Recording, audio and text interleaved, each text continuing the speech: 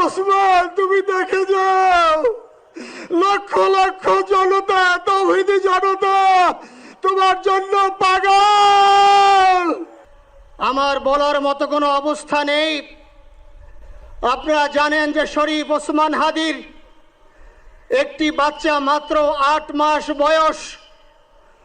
ওর বাচ্চা যখন জন্ম হয়েছে আমাকে বলেছেন, ভাই আমার বাচ্চার জন্য একটি নাম নির্বাচন করেন, যেই নামের মধ্যে বিপ্লবী চেতনা থাকবে।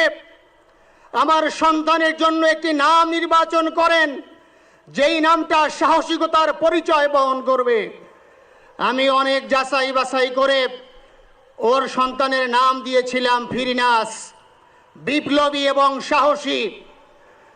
সম্মানিত ভাইয়েরা, আজকের ওর সন্তানের চেহারার দিকে তাকানো যায় না। আজকের আমার মা প্রায় পাগল হয়ে যাচ্ছে, জ্ঞান হারিয়ে ফেলছে। আমার ভাই বোন তারা পাগল হয়ে যাচ্ছে। আমার 6 ভাই বোনের মধ্যে সবচেয়ে ছোট ছিল শরীফ ওসমান হাদি। আজকের তার লাশ আমার কাঁধে বহন করতে হচ্ছে। আমার ভাই ওসমান হাদি শহীদ হয়েছে, ওর শহীদি তামান্না ছিল। আপনারা ওর বক্তব্য শুনেছেন, আপনারা শহীদ ওসমান হাদির টক শো শুনেছেন। ও সব সময় শহীদি তামান্না করত। হয়তো আল্লাহ তাআলা ওর শহীদি সেই মত নসিব করে দিয়েছেন।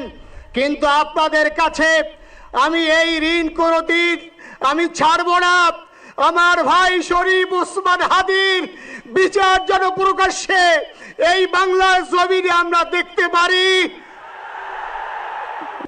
আমরা ওর সন্তান, ওর স্ত্রীর জন্য দোয়া করি। ওর সন্তান মাত্র 8 মাস বয়স। গতকালকে যখন ওর কাছে নিয়ে আসছে, সবাই বাবাকে দেখাবে ওসমান হাদিকে। আমি বললাম কি লাভ হবে, ও তো কোনোদিন ওর বাবার চেহারা কথা বলতে পারবে না। ওর ছেলে আর কোনোদিন জানবে না যে আমার বাবা কেমন ছিল। ভাইরা আমার, ওসমান হাদি আর ফিরে আসবে না। ওসমান তুমি দেখে যাও, লক্ষ লক্ষ জনতা, তৌহিদি জনতা তোমার জন্য পাগল। ওসমান তুমি মরো নাই, তুমি আমাদেরকে পাগল বানাই দিয়ে গেছো। আল্লাহর কাছে